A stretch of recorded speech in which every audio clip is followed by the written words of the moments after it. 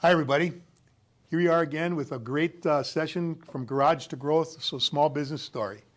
So I'm fortunate today to be with two of my very valued clients, Jason Hunsader and Dave Braun, co-owners of the Altona Supper Club right here in the thriving metropolis of New Holstein, Wisconsin. They have an amazing story, and as you know, restauranting in our world today can be a risky deal. It's been risky for years, and yet these guys have managed to create successes that when you drive past their place, the parking lot's always full, whether it's lunchtime, dinner time, literally 7 days a week. They are rocking. So they got a story. And I just think it would be cool for all of you who are ever looking to be an entrepreneur, a business owner, especially in the food service industry, to glean some of the things off of what these two guys would have to say. Jason, I'll start with you. Can you take us back to the beginning? What inspired you to start this business? We both always worked for his dad, so we always had the dream from when we were young on to want to do it, working together. I think when you're young and a kid, you always, when you're in the restaurant business, you always imagine owning it, and you take pride in it and, treat it like it's your own even when you're working there. It was a dream always, and then, as it got to more reality, when you started seeing it coming together more, but yeah, I think it's more just, you dream of it when you're younger. Yeah, cool. So what was the moment or circumstances, Dave, where you guys actually jumped in and bought the business? After my dad was there for a year with Jason and I was doing my own business somewhere else, he wanted to get out and we had a chance to dive in together and we did it. We knew that was the best choice for us and my dad let us buy him out pretty much and we knew that it was ours then. So once he gave us a chance to buy him out and we knew that was our chance. What year was this? 2007. So we bought it as like a running business, so it was a lot easier than opening a new restaurant, starting out. Even when Glenn took it over, he had parties booked, and his dad was very good at starting up a business. So we didn't have to go through that. We took it, his dad ran it for a year, we took it as that, and then we tweaked what we wanted to do. So it took us a long time to get it to where we wanted it to be, but his dad was a very integral part at the beginning. So Jason, tell us some of the early days. Can you describe some of the challenges and successes you encountered in those early days? I think at the beginning you have so many projects and you have so much that you want to do, but you're financially strapped at the beginning. So you want to do all this stuff, but you have no money to do it right away. So it's tough to build up and you're open as much as we can. We never closed during snowstorms or anything. Just, we were always there. It was me, him. Like for lunches, it was Dave, me, and a waitress. So even if we didn't serve hardly any people at the beginning, we didn't have to pay that much because we were there. We always wanted to be there, so it always worked good that way. But it's not like we had to pay a cook, a bartender, a manager, and all that. Because then it would have been tough at the beginning because you would have needed quite a bit of money to start it out to get it to where you wanted it to be. That's interesting. So you're telling me you actually have to work in the business that you created. So with no staff, then we worked long hours all the time. So that was probably the hardest part besides financing was the employees. Always doing it yourself, you're always hands-on, so you didn't really leave work much at all for a long time. I bet you guys almost know every darn aspect of the business too, so when you hire, you're able to train and nurture these people into those areas. Yep. Yeah. I think we both started out as the dishwashing from every job pretty much in there. So you know what to expect from them, how it is. It's not like you're coming in as a chef and you've never washed dishes or never bussed tables or never bartended. From cleaning at the beginning and maintenance and all that stuff. Our family has been very good too at the beginning, especially when you need that help right away and you can't afford it. So like family and friends to help out right away. So was there ever a point early on where you guys were ready to just hang it up? No, actually, I think my dad might have thought that. I thought he thought we're not going to maybe survive after a few months or a year. No, not at all, I don't think. No, the beginning was obviously rough, just even in Holstein with the Tecumseh closing 2007, 2008, but I mean, it just built up. That was the worst time right away. We didn't make a lot of money right away, but we never knew what to expect. If now you're getting into a business like that, lunches, I'd be at the bar alone for a long time. No one around, just wait and talk, and then you meet more customers, and you get to know them, and they come back more, and then all of a sudden you have more of these customers, and it's they're here every day, or so you just wait.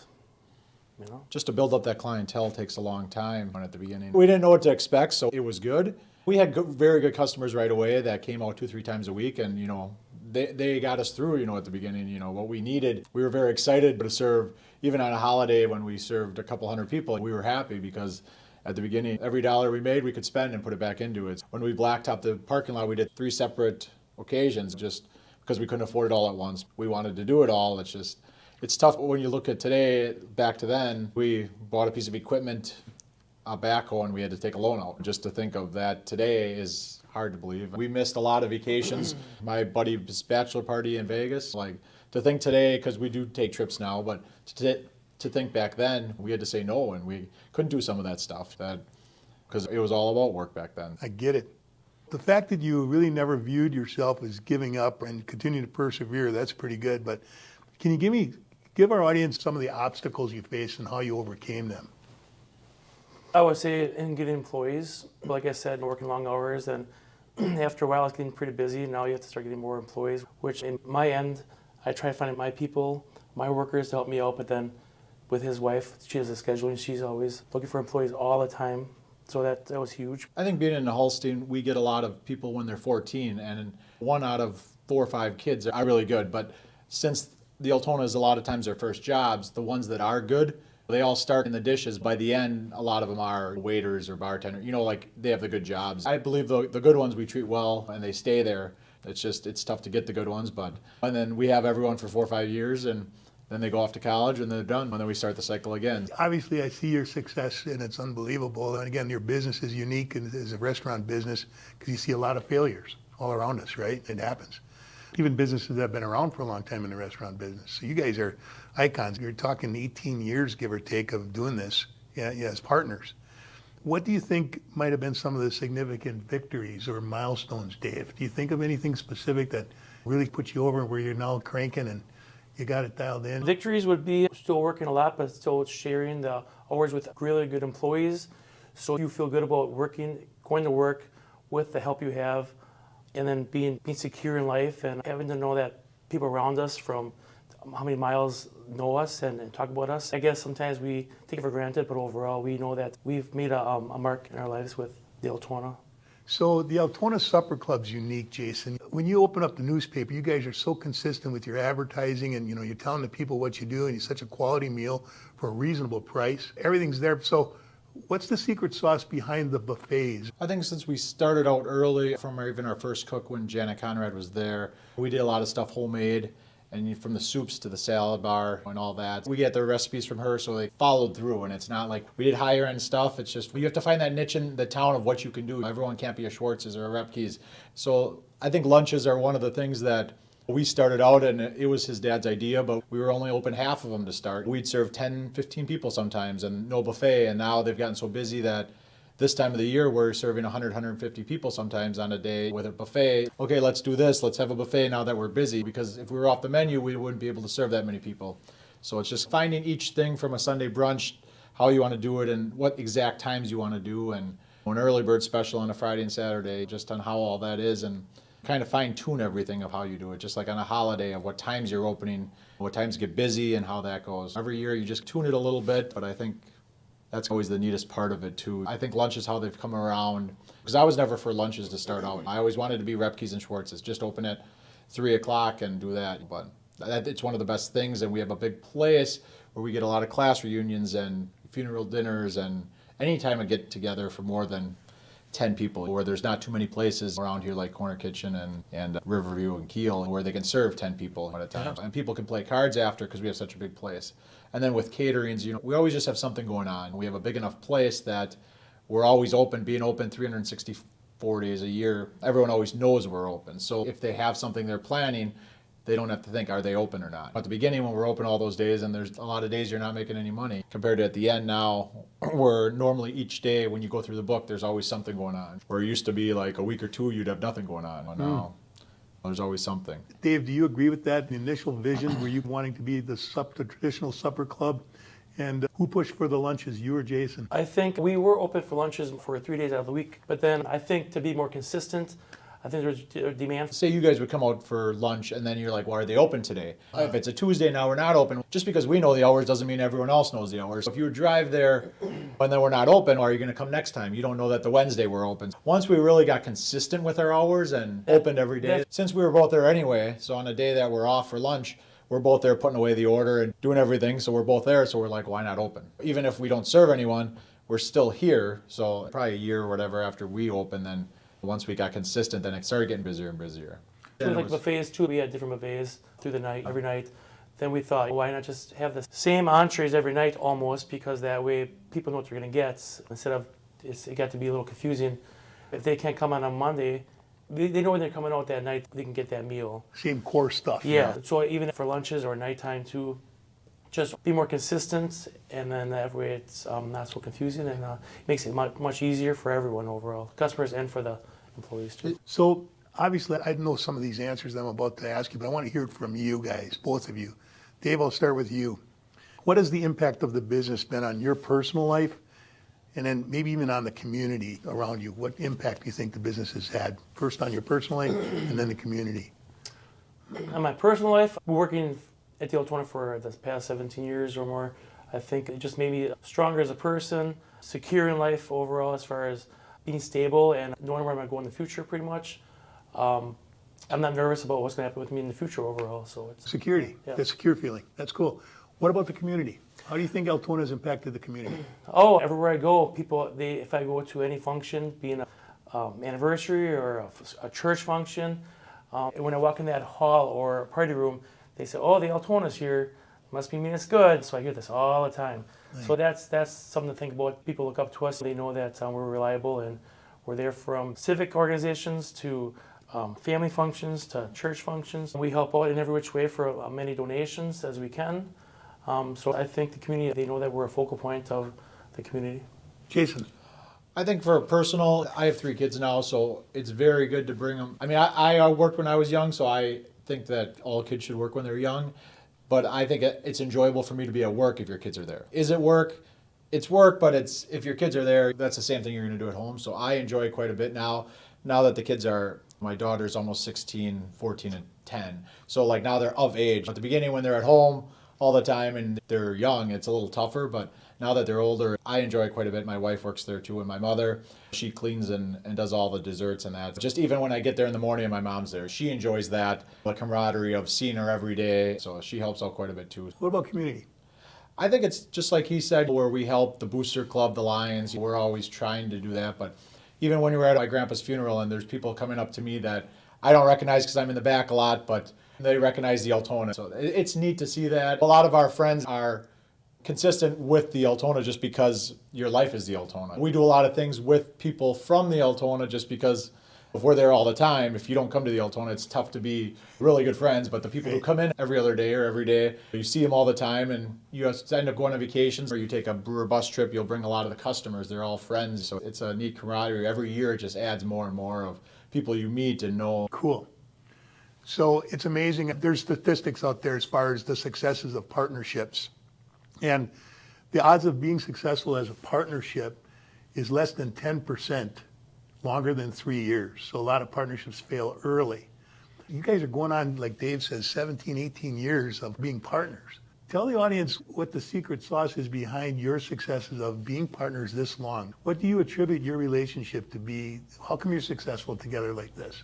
I think we got in knowing that partnerships are a bad, just like you said. It's not like we thought they were going to be all really good. I think either of us getting in there at the beginning would have a lot bigger chance of failing without a partner. Where I say we're in there not making any money and doing that, if we would have had to pay more, it would have been tougher. So we knew we needed each other. We get into arguments and you do that, but I think you always try to look at the other person's point of view and you see that and then try to, it's like another marriage. You have to get along and you know it. It's a lot tougher at the beginning when there's not as much money and you make a decision and they financially can hurt, and that can not cripple you, but it can hurt quite a bit, where now a decision's a little different than at the beginning. Dave, what do you think? I think after all these years, you're at a certain point, never to the peak though. I think why ruin it now, keep it going, and it should just get better. Things seem to get more stressful sometimes as all these years, but that means maybe it's getting too good. Keep on going, because how far can you go? We've talked about this. If you look at the horizon of your business, and I've been blessed to really talk to you guys a lot about what the future looks like and try to create that for you. The biggest thing I think that's important is if you guys could tell the audience what you think maybe the next steps would be over the next, say, 10 years, what would you envision? Changes in how things are done? Somehow working your way out of this business and seeing it continue with others? I think it's just getting more help and going from more hands-on to the more managerial stuff where we're the owners, the managers, and the physical labor. So like get out of that, instead of helping with dishes for an hour and a half, we get younger guys in there. There's always guys that want to do it. We both have a mentor underneath us that are in it for the long term. So it's just now that you can see them try to take over what we did and then work more on the top. But there's always more work. It's just different kinds of work. We're into more caterings than we've ever been to. So Dave is more in charge of all the caterings. And if you're leaving for the caterings, you're not at the bar as much on that. But it's just we're doing certain things like that. We're still there a lot and almost as much. It's just you're getting bigger in the business. You can only do so much. Try to delegate more stuff instead of doing it all. At the beginning, we did everything ourselves. It was easier to do it yourself than to tell someone how to do it, right? It's just tough to explain to some of these younger people how it used to be, where they see it now. They see it always as busy. They think it must have always been nice being busy like this, and it's at the beginning it was always tough. So I guess as far as what's going to happen in the future, having the employees that we have now, though, if we do that again in the next 5 years or 7 years, can you imagine if we have stronger employees with our strong employees now, get more of those guys or girls? I mean, maybe it'll just get better and better and easier and easier, or we just keep growing. If I'm gone all the time for caterings, and then they say, David, you're not here again today. I'm like, I was here, but not really. So then I think maybe if we keep on going like that, and then it's just get maybe more stressful, but at the same time, we're going to keep growing and do better yet. And then eventually in life, that we can maybe have those guys or girls behind us maybe help us out more, and when we can move on. Have you found that? It's now 17 years, snap the finger. Have you guys found that you have a little more freedoms? And No, we have. That's why we actually have.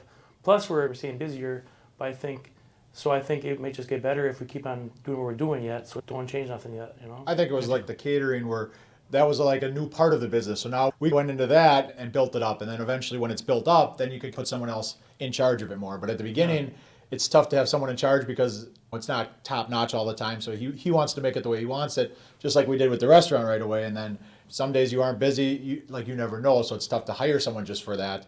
Eventually when it's busy and you could put someone in there full time, 40 hours a week, then it'd be easier to do that. And then you just try to figure out, there's always spots where you can add business. Not that we want to do like a breakfast, but like where we open at 11 every day. There is that window. We don't want to do that, but there's always a window. Do you want to open that up? Do you want to try to get more business that way? I mean, at the beginning, we never catered. And now we're fighting. When we compete with people, there's a lot of catering companies. We're not a catering company. We pay our bills with the Altona buffets, right? So when we do a catering, our first catering van, I drove to Minnesota, 6 hours away, and we bought a van for $3,000. We didn't have a ton of bills to pay with that catering van. We're a place that has to pay the building and the utilities and all that. Right. You know, a lot of our caterings happen before we open up. So he'll leave at 11 o'clock while our doors don't open till 11. All the caterings are just extra time for us. We'll get there earlier, but I mean, he does some at 2, 3 in the morning. So it's just less sleep for us, but we enjoy doing it. Yeah. And that's the tough part, with the younger generation now is you want people to see that. Yeah. We'd rather work. Well, okay, we'll work no sleep this time, or we'll do 3 shifts for 24 hours so they have a first, second, and third on a Wednesday during the day. And it's hell doing it, but it's good money and you just feel that accomplishment when you're done. So if you could turn the clock back and press the reset button on anything that you guys have done, what would you have changed? Anything? I don't think your chili really changed too much. I think everything that you do, small things that you do screw up are lessons that teach you to go through forward. We never really, I would say, borrowed money from the bank to get to where we wanted to be. And maybe we should have taken a bigger chance at the beginning, but would that have changed how you think and how you do that if you would have had everything you want, more of the stuff you wanted right away? We tried to do a project every year was our goal. Spend $50,000, $100,000 a year on improving the Altona. So would it have been better to take $500,000 out right away? But we might not be sitting here if we did that. When we did those projects, and we were very involved in those projects from being there all night, doing all this work, but the self-accomplishment when you have it done, and even the people to see that, the customers see that you did that or what you keep doing every year, I think is very good. But depending if you want to try to go bigger right away, but I think we've done well, so it's tough to say we should have. Even put in a hall up right away, you never know if you should have done that. If we knew we were going to be as busy as we are now, maybe we would have done that. It's just at the beginning, $500,000 sounds a lot more when you first start out than it does at the end of the day. Yeah. Dave, any changes you would have made? No, actually, maybe spending more time finding a family, but otherwise, no, I guess. That's probably the Maybe, biggest regret, yeah. maybe full-time employees a little more, where we tried to do it and not put us out there financially. Like when you think right away, you're like, I'll do it and save the money, instead of putting someone there and doing some of that physical work right away. It's easy to say that now at the end when it's successful. Sure, right. And maybe you wouldn't have been as successful if we weren't there as much at the beginning. If you're putting employees there, you better have the right ones to do it if they're going to be your face of your business. Last question for both of you. I'll start with you, Dave. So what advice would you give all these aspiring entrepreneurs who might be listening and dreaming about their own garage to growth in the restaurant business? What advice would you give somebody today? Just be there through the whole thing and be hands-on and don't give up. Just be there all the time and try your best. Time is time, I suppose. Time. Jason. I think the same thing. You just got to be there. You got to do it. You can't get discouraged if it starts getting slow. I mean, at the beginning, we made $300 a week. To think of what that sounds like today, and we were happy. Like, I don't know how. Like, I don't know if it was just because it was our dream of what to do, but we didn't know what we were going to make. We had no dream of what it was going to end. Like, we were just happy to be there. So on our day off, we both show up and we're just doing stuff to improve, but you're not focused on the money as much. You were focused on building the business instead of the money. Now, obviously, that's tough in some situations because you can't really be financially. We didn't have nice houses, nice vehicles at the beginning. It was a rough, we both had smaller houses and older houses, and we didn't have a bunch of bills to pay. We didn't have truck payments and all that stuff where we needed to make money and take money out all the time. We could keep as much into the business as we want. I guess we never had the plan of what we thought we were going to make. We just loved doing it. And if you love doing it, it takes a lot longer to get discouraged, I think, because every week that gets a little busier, you're happier, right? You're like, okay, we're moving up, we're doing better. So just stay encouraged. You got to put the time in. We would send people home early. I'll do dishes and save $10. The thing to save $10, but that's just a mindset. Just that one mindset is, I'll plow snow, I'll do this, I'll do that. I'll be the manager, we'll be here. One of us was always there till the end. You don't see Dave at the other side of the bar sitting down very often. He's back there doing something, taking out recyclables, doing stuff like that. There's always something to do. And if you don't have to pay someone, it's always better. At the end, maybe now we should try to pay people to do a little more of it. At the beginning, you can't really afford to do it. I think both of our families were very encouraging right away and able to help us. When you can't afford to pay them, to be able to help. Like now you can afford to pay them, but at the beginning, when my mom made desserts and came in to clean and did the windows and did all this flowers, we couldn't afford to pay her. We couldn't afford to pay a landscaper to be there. We had to do it ourselves. We had to borrow skidsters to move some stuff. We did the patio one time and he was on a tiller, I was on the backhoe, and my wife was picking stones. We couldn't hire anyone. We're planting grass. At the beginning, it was like that. Maybe it wouldn't be like that today. At the beginning, that's how we did it. Audience, can you hear this? Passion. The success of any business owner is passion. I get emotional just listening to these guys. How many people sit in life and go through life and blink at a job or something that they just did to exist? They worked so they could live. These guys are living to work. It's different. So as an entrepreneur, a young person wanting to do that, you got to realize that you want to live to work, so you better have a passion for what you're doing, because guess what? For the last 17, 18 years, that's been their life. But if you ever get to New Holstein, Wisconsin, drive down Highway 57 and look at the Altona Supper Club, because it's one of the most thriving, popular businesses, and it's a centerpiece of this area, of the Tri-City area. It is a centerpiece. Gentlemen, thank you. Thank you. Congratulations. Thank you. Appreciate it. And we're good to go.